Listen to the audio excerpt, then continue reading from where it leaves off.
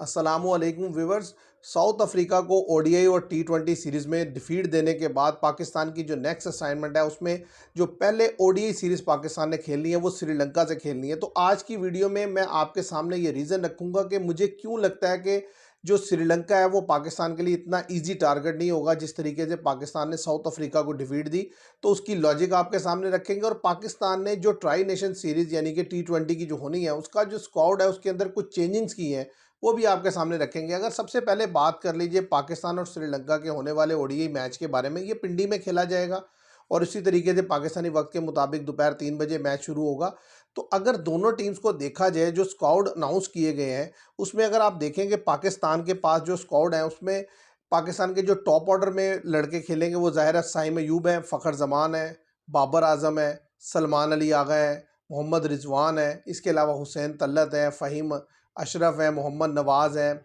और बॉलिंग की अगर बात की जाए तो शहीन शाह अफरीदी हैं, नसीम शाह हैं, हारिस रऊफ़ हैं और उनके साथ जो है वसीम जूनियर है। स्पिनर में अबरार अहमद है और फैसल अकरम है। और ये पाकिस्तान का जो है स्क्वाड है ओडीआई का।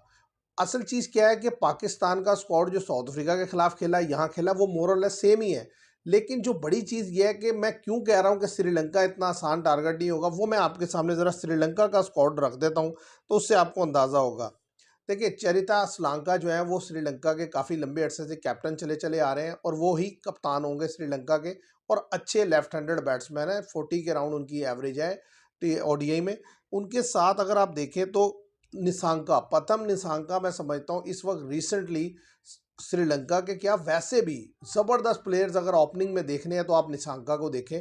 इसके साथ कमिल मिश्रा हैं, ये नए लड़के हैं लेकिन इन्होंने थोड़ा सा यानी कि झलक दिखाई थी अभी पीछे एशिया कप में, लेकिन खातिर खा कोई रन्स नहीं कर सके। प्लेयर अच्छे हैं। लहरू उधारा है, ये यंगस्टर को लिया गया। Kushal Mendis no doubt excellent player है। सधीरा समारा विक्रमा इनकी वापसी हुई है। इसी तरह कमिंडो वेंडस एक्सीलेंट प्लेयर है। जनीता लियांगा बड़े ज़बरदस्त प्लेयर हैं। तो ये इनकी बैटिंग जो है बड़ी ज़बरदस्त है, इतनी हल्की नहीं है और ये स्पिनर फास्ट दोनों के अगेंस्ट अच्छा खेलने वाली बैटिंग है। अभी मैं आपके सामने ये भी रखूंगा कि हेड टू हेड कितने मैचेस हुए आगे चल के देखें। उसमें अब आगे अगर आप देखें तो जो बॉलिंग है जिसकी वजह से मैं समझता हूं कि पाकिस्तान को टफ टाइम देगी वो है उनकी स्पिन बॉलिंग। पाकिस्तान की अगर आप सीरीज देखें जो साउथ अफ्रीका के अगेंस्ट हमने खेली, वहां पर स्पिन डोमिनेट किए वाज़ेह तौर पर। तो इसलिए अगर पाकिस्तान उसी ट्रैक पर जाता है, उसी तरीके की कंडीशन होती है, तो डेफिनेटली इनके पास भी स्पिनर बड़े शानदार है, जिसमें हसरंगा है, जिसमें तिक्शना है, इसके अलावा वैनड्रसे हैं। यानी कि 3 प्रॉपर स्पिनर इनके पास है। इसके अलावा जो चरिता असलांका खुद भी बड़ी अच्छी बॉलिंग करते हैं। अगर फास्ट विकेट दी जाती है, मतलब यानी कि ऐसी विकेट दी जाती है जो सीमर फ्रेंडली है, तो वहाँ भी आपके लिए इतना ईजी नहीं होने वाला। उसमें चमीरा है, ज़बरदस्त बॉल करते हैं। आसिता फर्नांडो बड़े ज़बरदस्त बॉल हैं। पैरामून मधुशान है और ईशान मलिंगा है। तो मतलब कहने की बात यह है कि श्रीलंका जो अपना स्काउट लेकर आया है, जितने भी उसके पास कैपेसिटी थी उसके अकॉर्डिंग वो सारे प्लेयर लेकर पाकिस्तान आया ओडीआई खेलने के लिए। जो बड़ा डिफरेंस है साउथ अफ्रीका सीरीज से पाकिस्तान को जो चैलेंज फेस करना पड़ेगा, देखिए साउथ अफ्रीका ने अपनी सी टीम उतारी थी पाकिस्तान के खिलाफ। कोई खातिर खा बॉलिंग अटैक नहीं था, कोई खातिर खा बैटिंग नहीं थी, सिवाय एक दो ऊपर टॉप ऑर्डर के लड़कों के या एक आधा बॉलर। लेकिन यहाँ पर क्या है कि श्रीलंका पाकिस्तान के अगेंस्ट खेल रहा है और अपनी पूरी स्ट्रेंथ के साथ खेल रहा है।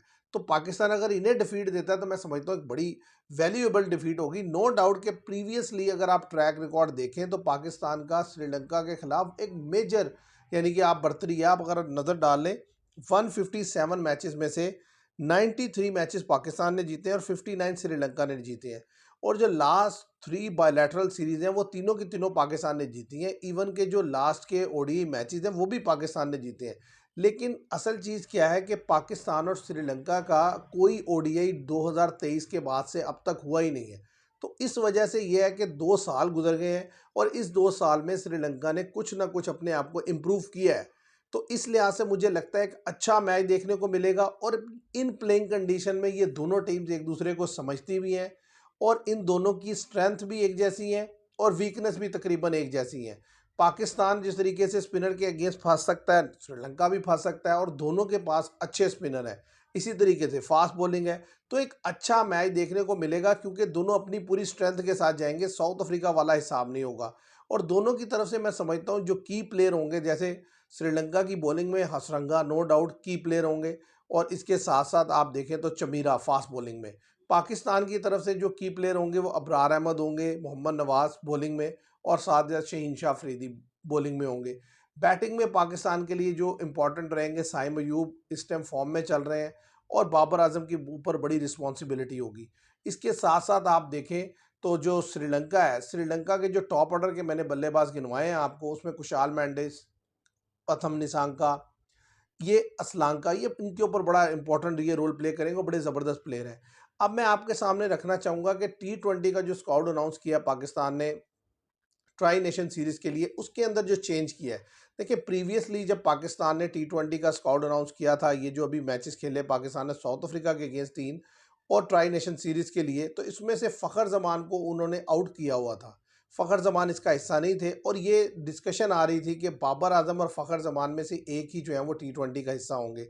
लेकिन फिर मैं समझता हूँ कि कॉमन सेंस प्रिवेल की और जो साउथ अफ्रीका के खिलाफ जो लोअर मिडल ऑर्डर और मिडल ऑर्डर कोलैप्स हुआ, उसके बाद ये डिसीजन मेकिंग आई है कि हसन नवाज की जगह फ़खर जमान को टी20 में शामिल किया है, जो कि मैं समझता हूँ बड़ा डिसेंट, बड़ा ऑनेस्ट डिसीजन है और ये बनता भी था।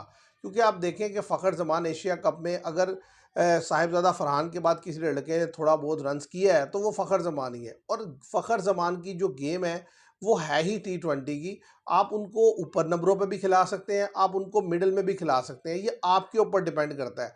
तो जैसे कि आपको पता है कि प्रीवियसली हमारा जो मिडल ऑर्डर है, लोअर मिडल ऑर्डर है, बुरी तरह एक्सपोज हुआ है, तो वहाँ पर फ़खर जमान का होना मैं समझता हूँ बड़ा ज़रूरी है। अगर आप top of the order Saim Ayub और साहिबजादा फरहान से जाते हैं, 1 डाउन बाबर आजम आते हैं, तो 2 डाउन आप फ़खर जमान को रख सकते हैं। नंबर 5 पर सलमान अली आगा आ सकते हैं। नंबर 6 पर ज़ाहिर है अभी आप उस्मान खान के साथ ही जाएँगे क्योंकि विकेट कीपिंग में आप उन्हें रखेंगे। अदरवाइज़ ये एक स्लॉट मैं समझता हूँ फिल अप होना चाहिए मोहम्मद रिजवान से। अगर ऐसा हो जाता है तो टी20 की साइड आपकी बहुत बेहतर हो सकती है क्योंकि जो 2 ऑलराउंडर हैं आपके पास मोहम्मद नवाज और फ़हीम अशरफ, ये काफ़ी बैलेंस हो चुके हैं, काफ़ी सेट हो चुके हैं। सिर्फ गलती हमारे से ये हो रही है कि हम उनको प्रॉपरली यूटिलाइज़ नहीं कर पा रहे जिस तरीके से दूसरी टीम्स करती हैं। किसी मैच में आप उन्हें ऊपर भेज के देखें, आपने उनका एक नंबर फिक्स किया हुआ है कि नंबर 7, नंबर 8 से पहले उनको भेजना ही नहीं, जब आखिरी 4-5 ओवर से पहले आप कभी 10 ओवर में भेज कर देखें। टी20 में हो सकता है वो लंबी इनिंग्स खेलकर आपको जो है मैच बनाकर दे दें। तो मतलब आपको ट्रस्ट शो करना पड़ेगा उन दोनों ऑलराउंडर्स पर। बॉलिंग में जब जब आप उन पर डिपेंड कर रहे हैं वो आपको डिलीवर करके दे रहे हैं, इसी तरीके से आप बैटिंग में भी उनके ऊपर रिलाई करें। तो पाकिस्तान की जो टी20 की साइड है मैं समझता हूँ बड़ी ज़बरदस्त बनती हुई नज़र आ रही है और स्पिनर में अबरार अहमद एक्सीलेंट बॉलिंग कर रहे हैं।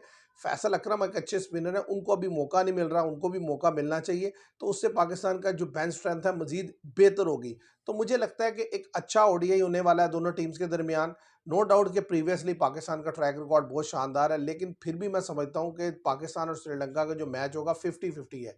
दोनों में से कोई भी टीम जो है वो जीत सकती है। देखते हैं व्यूअर्स क्या होता है। आज के लिए इतना ही। Thank you very much.